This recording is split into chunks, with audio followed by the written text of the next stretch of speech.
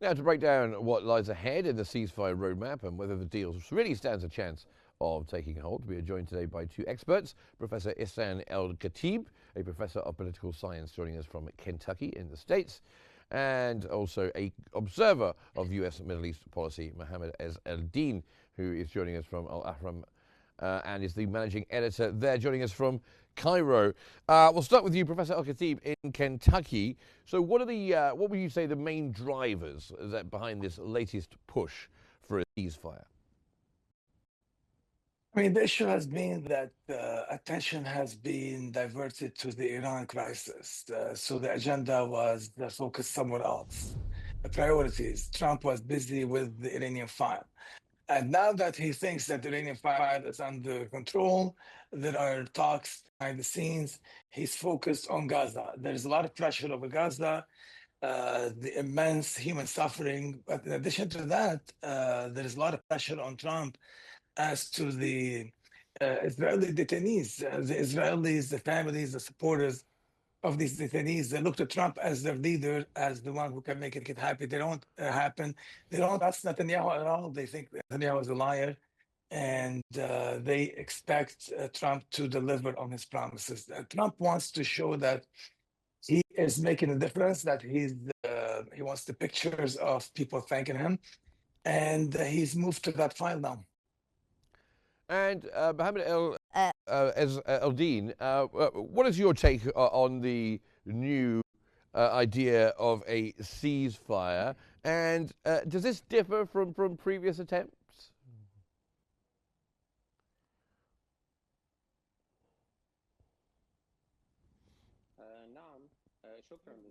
Thanks for having me, first of all. Yes, it is in fact different. There is an great much concern for President Trump to reshape in the Middle East in addition to the economic ties.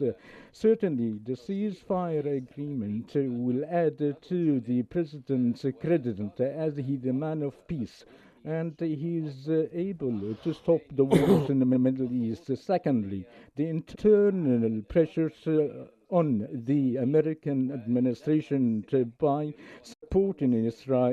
He wants to get rid of such pressures in addition to the international criticism and the deterioration of the U.S. on the world ladder, even if, in the political level. Secondly, the economic gains. Trump made his visit previously to the Gulf areas and signed deals of trillions of dollars, and therefore wanted to have a peace. And how did he manage, and for the United States to manage such a deal? And also the revival of his news old project, the new Middle East through the Abraham Accord. So the peace is a necessity for the U.S. administration, means that this is a personal concern and an economic concern for the stability and the oil prices as an Abraham Accord, in addition to the political victory, and to spend himself as a man of peace. And Professor Al-Khatib, Trump has put quite a lot of his political capital into finding some kind of lasting ceasefire, has he not? And also, the administration is putting pressure both on Israel and Hamas as well. How important do you think getting some kind of ceasefire deal is for President Trump? I think it is important. I think he really feels for the families of the detainees in Gaza. He has made promises to them. They go to the White House, they meet with people. So there is a lot of sympathy for these people. And in addition, there's embarrassing embarrassment over what's happening in Gaza, the death, daily death. There's pressure from the Arab countries on him. So he really wants to do something about it. But the main issue, we go back to square number one, is that both Hamas and Israel understand each other really well. Many times you have problems because people do not understand each other. Here, the problem is that both parties understand each other very well. The Israelis want playbook is very clear now. I mean, it has been clear for a while now. The Israeli prime minister, he told the Israeli people that what he does is he bombs the Gaza, he puts a lot of military pressure on Gaza, on Hamas, and then the starvation of Gaza, that pays off with release of hostages. That's the formula for Netanyahu. He says, I my mean, approach to it's an Gaza is illegal working. formula, though, isn't it? I mean, it's illegal under Yeah, international it law is. to It starve is. people into Yes, it's submission. it's a war crime, actually. You know, Yeah. this is genocide, and that's why they ended up in the International Criminal Court. But that's what he tells the Israeli people. He tells the Israeli people, "Hey, my approach to Gaza is working. I have succeeded in releasing all these hostages." But now the issue is that Hamas knows his playbook. He wants to release. To get all these cards out of Hamas's hands, over time, and then they have nothing, and then he continues with the occupation. He continues with the war on Gaza, because he needs the war for personal and political reasons, and they know that. This is why when he refused to enter into the second stage of negotiations, they said, "Hey, the Americans told me it's up to me whether I want to go into the second phase for permanent ceasefire or not." So now we are back to the square number one, is that the Israelis do not want to make a commitment of permanent ceasefire because of the kind of coalition that Netanyahu has. And Mohammed Ezzardine, back to square one, Professor Al-Khatib says. I mean, Netanyahu's talking about Israel maintaining security control in any ceasefire agreement. This is going to be an obstacle in reaching any ceasefire, is it not?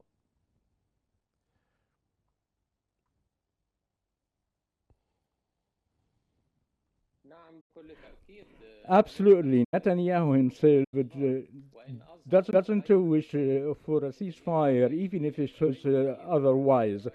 Netanyahu has Smotrich and Ben Gvir both wish to prolong the war. Talking about retrieving the Israeli detainees of Hamas comes in a second term. I do not say that it's not that important, but it isn't on the priority of the far right wing of the Israeli government. Certainly, there is an American pressure due to the Americans' desire to make such, at least to show that there is a 60-day truce through which the captives will be released, and then situations will remain back along with the deterioration of the space of aggressions against the Palestinian people. This matter does not seem to be good for Israel to fully commit of the deal. In return, Hamas did not respond. A final response for the amended Whitaker's proposals, despite the upcoming hours and very decisive approach in Netanyahu's visit to the Washington Saturday night, will be having a meeting with the small cabinet in addition and then will make a visit to Washington to meet President Trump. Therefore, we'll expect to have some sort of a response by the Palestinian resistance, and Israel wishes, in fact, to retrieve the captives, but the current government do not wish to have a ceasefire, but to continue the genocidal campaign against the Palestinian people. No, Professor Al-Khatib, Netanyahu has quite the past history of breaking any ceasefire arrangements. Look at the previous halt of hostilities in Gaza. Look at Lebanon. What role can Trump play in making sure that Netanyahu plays ball and actually keeps to this ceasefire, or is he quite happy to let Netanyahu behave any way he wants? Yeah, the issue is you have to understand the position of the other side and why they're acting the way they're acting. The reason that Netanyahu is dealing with Gaza the way he is, he wants to stay out of prison. If the government falls, he is facing serious criminal charges, even worse than charges that others, predecessors, faced and went to prison for them. Basically, his political career will be ending on a bad note, and he would never dream of going back to politics after being convicted. So he was trying to avoid that by keeping war, keeping the country on a war footing, open-ended, so the coalition stays together, and he can claim they keep the case open. The case is projected to be open until 2027. And the coalitions, his partners in the coalition, they love the idea of the war, open-ended war in Gaza, because it leaves Smotrich with a free hand in the West Bank, creating facts on the ground. So Smotrich is very happy with that. And Ben Gvir with Al-Aqsa encroachments, basically sharing Al-Aqsa as to time. So the coalition partners are happy. And in addition to that, this extreme right wing, the settler government, basically, they're still a dream and hope that it will happen, that they can kick all the Palestinians out, find a way to do it, praying for time, and that they can settle Gaza. That's what they want. Now, Trump knows, the Americans know what the intentions of the Israelis are, and he's trying to say to Netanyahu, he intervened in the legal case to make sure that that part of the calculations of Netanyahu, that if the fear is the government collapsing, going to prison, then he intervened in the legal process. He said basically drop the charges against this guy, and then Netanyahu's calculus will change, and he will agree to a permanent ceasefire, a ceasefire that the Hamas will accept. But next week, the Netanyahu will come to Washington. I will see what comes out of that. But the genius of Trump, I mean, he's a very intelligent man. He knows the calculus of Netanyahu and why Netanyahu is acting the way he's acting. The thinking of Trump is, if the case is not the issue anymore, and he's not afraid of the criminal prosecution, then he will be able to convince him to have a permanent ceasefire. Because without a permanent ceasefire, I don't think Hamas is going to budge on this issue. Yes, it doesn't look like the courts in Tel Aviv are playing ball after President Trump's request for the charges to be dropped. I think they would even delay a testimony that Netanyahu is due to give as well. What do you think about this, Mohammed Ezzaldin?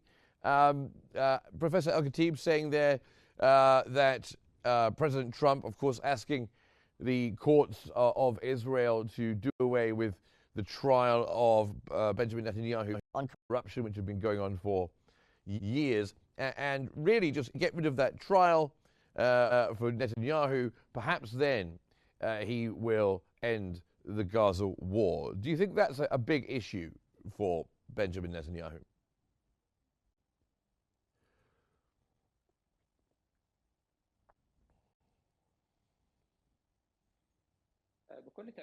Certainly, there is a big issue, either if he was going to be tried or not. The matter is that the judiciary official won't respond to the second request. I think that isn't going to be approved by the Israeli court. If the trial was delayed, or dropping the charges of Netanyahu, I think the all cases isn't going to be good. هل تعتقد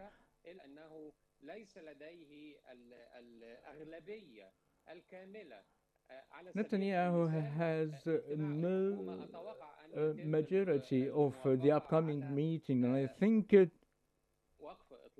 that through such a meeting will have some sort of approval of the ceasefire, and then will be carried on his hand to the Washington. Will be have 23 before a vote, before Smotrich and Ben Gvir's and his companions, and such a vote will be show that he delivered what he should do. This would be related to Hamas, that it wishes to withdrawal of Israeli occupation from Gaza, as well as delivering unconditional deliveries of the humanitarian aid, and to change the ongoing mechanism of delivering the aid. Okay, well, I'm just going to leave you there for a second, gentlemen, if you just bear with me just a moment, because we have some news that's coming in. The Israeli occupation forces has announced the assassination of a member of the Quds force, part of the Iranian Revolutionary Guard, near Beirut. According to our sister news channel, Al-Qahira News, the news on the ground for one of our correspondents there, a vehicle was targeted on the Chalder Highway close to Beirut Airport. And we're going to be continuing to follow this developing story and bring you any updates as they become available. And once again, we're watching the pictures here on our screen of this particular strike. Now, Israel seems to be able to, now I'll come to you, Professor Al-Khatib. Israel seems to be able to strike when it wants, wherever it wants. This strike taking out this member of the Iranian Revolutionary Guard in Beirut, in a very, very crowded street. It looks like some kind of either missile strike or bomb had gone off. A crowded street full of people going about their business in Beirut. Is this kind of thing acceptable in international law? It should not be acceptable, but this is about politics and about power, not about law. Obviously, everything that Israel has done is illegal for many years. I mean, there's so many UN resolutions, World Court, all kinds of violations. So if you want this list the violations of international law, you know we need a week probably to go over them. But at the same time, I mean, from the American point of view, the Americans have been really straight up with the Lebanese, very clear. I mean, they have to have the state take over the idea of controlling the land, making decisions as to war. I think Hezbollah is playing games with this serious issue. They have to understand that after the October 7 and what happened to Lebanon, Lebanon cannot afford to have the Iranians and Hezbollah make decisions as to Lebanon. They have to become a political party and let the Lebanese army be the force that protects Lebanon. But I don't think they have really settled this issue yet. They're trying to pacify the Lebanese government while sending mixed signals now. Now, as to going back to Netanyahu and the Israeli political legal system, normally the Israeli legal system would be up in arms over an intervention from the American president. But the key difference today compared to, for example, 5 years ago, is that Netanyahu is a war hero. He has really impressed the Israelis with the pager operation in Beirut. The war on Iran has been outstanding in the success and the intelligence penetration of Iran, killing all these leaders, all these scientists. It was really something impressive from the Israeli point of view. And the Americans are impressed by that. And in addition to that, Trump is a national hero for Israelis. He joined the fight. When is the last time Americans fought with the Israelis? That's a unique development, and Trump is to their side. So he's a really popular politician in Israel, so he can intervene. Now, the Israeli system is not showing signs of complete rejection. The issue is the mechanics of dealing with the situation. That's the question now. I think that would be the issue next week in Washington, is how to get this done. Because the Israeli president said he is open to pardoning Netanyahu, but it has to follow a certain procedure. There has to be an agreement with the prosecutor. He has to admit certain crimes. And then the president, procedurally, then the president of Israel can pardon Netanyahu, and then he can go back to politics. But they can't just drop the charges, right. Or he can just give him a pardon without him pleading to something. I think these are the issues, that the mechanics of getting things done. Oh, well, it remains to be seen whether that happens. I'll come to you, Mohammed Ezzaldine. We're just watching these pictures of Israeli strike near Beirut of a member of the Iranian Revolutionary Guard. It's like in the middle of a crowded area with cars going by, just a meter or a few centimeters away from where this strike took place, apparently assassinating this member of Al-Quds force. What's your take on this happening, this assassination near Beirut?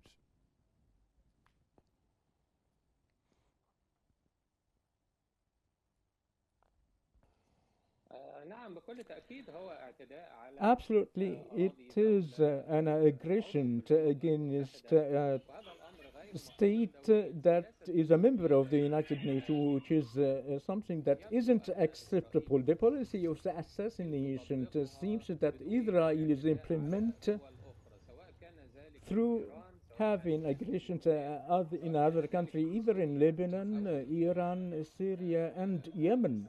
Israel considers, in light of the ongoing American support, that has a war that should be launched continuously, and assassination of military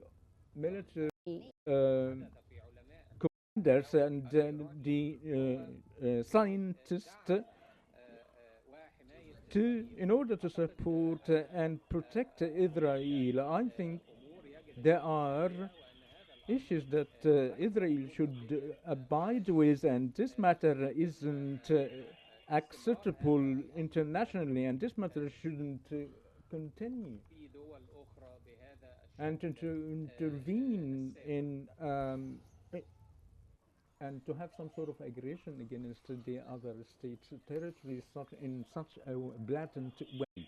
Now, Professor Al-Khatib, Beirut, of course, in Lebanon, and all that area, this strike on Kelda Highway near Beirut airport. I mean, Beirut, of course, just a few short years ago, a country which was a major holiday destination, people coming from all over the world, a beautiful country, a beautiful city, full of life, and just in a short time has become once again one of the places that people see on the news very often.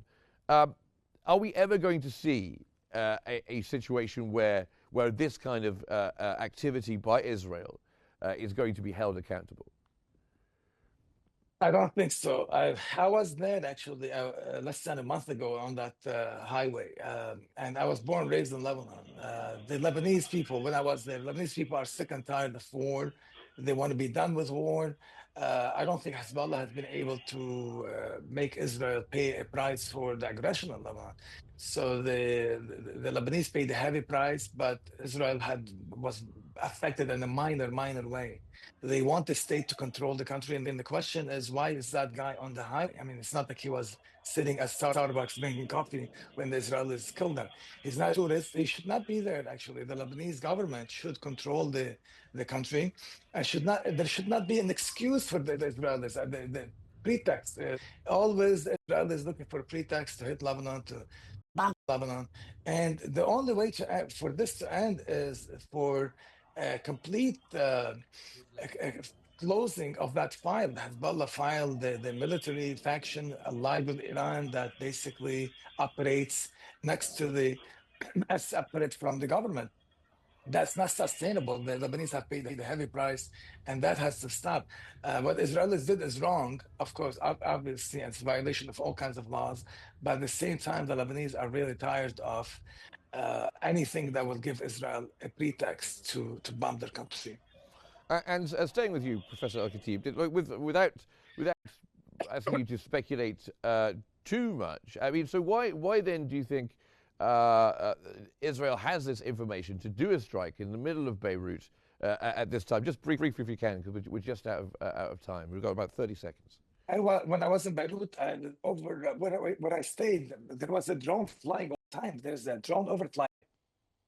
They're collecting intelligence around the clock. I mean, they're under complete surveillance of the country. And the Lebanese government now is in a hard spot because obviously they're against these attacks, but at the same time, they want an end to the Hezbollah file so that Lebanon can be a normal country again.